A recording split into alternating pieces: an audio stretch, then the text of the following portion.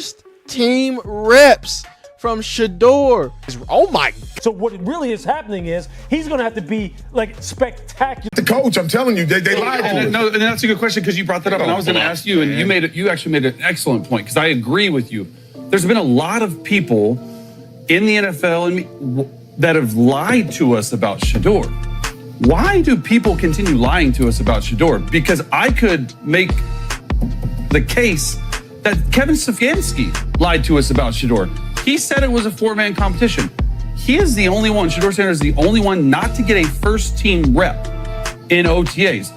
So why are they lying to us about Shedeur? Is it because potential blowback? Because, hey, if you don't give Shedeur's chart, we're going to riot, we're going to do this, we're going to do that?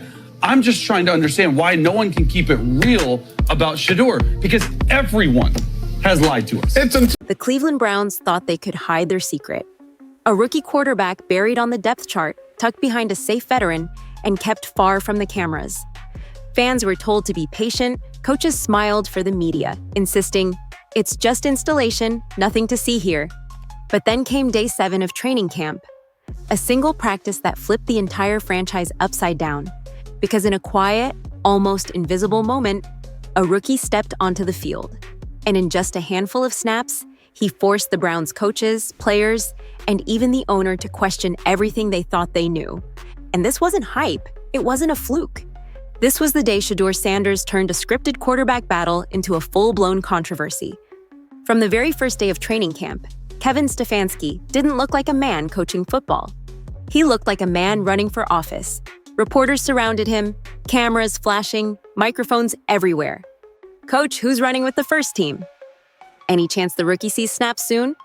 And every time, Stefanski gave the same calm, rehearsed response. "It's early, we're still installing the offense. Right now, it's all about learning, not about reps." I'm not going to get into specifics on the players and where they're getting reps and those type of things. He's working extremely hard, like all those guys are. We're still not yet through the installation schedule. We're still just introducing 2-minute yesterday. We'll introduce some different. It sounded polite, safe. But here's the thing. NFL coaches don't go out of their way to hide a rookie quarterback, unless they have something to hide. Meanwhile, the picture on the field told a different story. Dylan Gabriel, the safe veteran, was clearly working with the second team. Cameras caught it. Reporters noted it. Everyone could see it. But Shedeur Sanders, nowhere. Fans started whispering online. Why is the most talented rookie on the roster sitting like a practice squad walk-on? What is Stefanski trying to pull? The coach just kept smiling for the media. No confirmations, no denials. Just polite pivots. But behind that calm face was something else entirely. A calculated plan to control the narrative, protect the hierarchy, and keep a quarterback battle buried deep in the shadows. What Stefanski didn't know is that the shadows don't last forever, and one subtle move on day 7 would bring everything he was hiding straight into the light. Day 7 of training camp started like any other. Reporters crowded around the usual stars, cameras locked onto the veterans. Most people thought this would be just another ordinary day in Berea. But somewhere in the chaos, something small, almost invisible, shifted. A single lineup change that most eyes missed. Without any announcement, without a single word from Stefanski, Shedeur Sanders suddenly stepped in. Not with the third team, not in some quiet scout drill, with the second team offense, staring down the Browns' first team defense. This wasn't a soft welcome to the NFL. This was a trial by fire. The first snap came fast, the pocket tightened. Myles Garrett came off the edge like a missile. But Sanders didn't blink. He planted, fired, and completed a short dart under heavy pressure. Nothing flashy, no hero ball, just calm, surgical precision. Football obviously is football. He's a huge piece of our defense. But just at being a brother, it's bigger to me. It's bigger than the game of football. A guy that I've seen since the offseason started, been putting in a lot of work. Been one of the last guys to leave the building every single day. A guy that just brings passion, energy. I'm gonna definitely miss him out there as a brother. I'm gonna miss him every single snap. I definitely feel for him, but I know he'll get through this and he'll be back to his form. Then came the next rep. The defense disguised a blitz, a safety crept down. 2 defenders closed a throwing lane that wasn't even open a second ago. Sanders threaded a strike between them like he'd been in the league for years. By the third snap, the rookie label on his jersey felt like a lie. He wasn't nervous. He wasn't wide-eyed. He was running the offense with a poise that veterans spend years chasing. Most of the stadium didn't even realize what was happening. Even some of the media were still glued to the veterans. But for the sharpest eyes in camp, one thing became crystal clear. The Browns weren't just watching a rookie.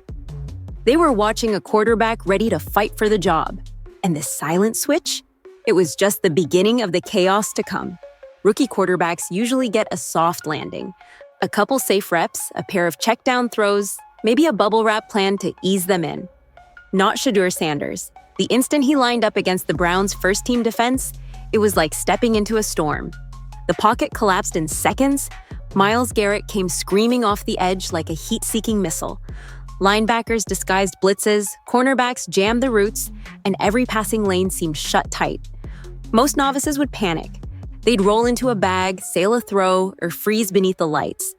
But Sanders, he stayed calm. He altered protections, kept his eyes downfield, and started shooting passes under pressure that would have spooked seasoned veterans. Sure, not every play was perfect. He ate a close sack. He misunderstood a slant once, but he never appeared out of place. And that's what turned heads. It wasn't just that he survived the storm, it was that he thrived in it. On one snap, he ripped a laser to the sideline, threading it just before the hit landed. On another, he rolled out against the grain, extended the play, and fired a strike to his tight end, in stride, against a Pro Bowl safety. The defenders yelled, trying to rattle him. The sideline paused for a single second, realizing this youngster wasn't meant to be doing this. This wasn't luck. This was composure, instincts, and talent announcing itself in real time. And as the reps kept pouring, a calm truth crept across the practice field. The Browns' quarterback room would never be the same. On paper, Dillon Gabriel was everything a coach could want. Experienced, steady, knew the playbook front to back. He was the safe option, reliable, dependable, and perfectly average. During practice, his drives felt like rehearsals. Quick reads, short throws, checkdowns. Plays done exactly as drawn, but with zero energy. And that's the problem. In the NFL, safe doesn't win games. Safe doesn't scare defenses. Safe doesn't win locker rooms. Meanwhile, on the other side of the field, Shedeur Sanders was rewriting the narrative with every snap. He wasn't simply running plays, he was making plays out of chaos. The pocket would break, defenders closed in, and nevertheless the ball still reached its mark. Every throw held a flair that Gabriel's reps never had. One scout summed up the disparity perfectly. Sanders looks like a gamer. Gabriel looks like a clipboard. That line circulated across the locker room faster than any highlight, because players feel the difference before coaches accept it. By the end of that practice, the debate wasn't who should get reps. It was how long can Stefanski justify holding the rookie back? The so-called quarterback competition has quietly flipped on its head, and the change was about to travel beyond the field, right into the locker room. In the NFL, the playbook may get you on the field, but the locker room decides if you genuinely belong there. By the end of that seventh exercise, something subtle but powerful was happening. Veteran receivers, the ones who had been jogging through Gabriel's routes all week, suddenly started moving into Shedeur Sanders' huddle. Backup linemen dug in deeper, providing him an extra heartbeat of protection. Even defensive players, guys who thrive to challenge a rookie, were now eyeing him differently. Not to mock him, but to measure him. That's the transformation most outsiders overlook. Respect in the NFL doesn't come from draft status or depth charts. It comes from the energy you bring when the ball is in your hands.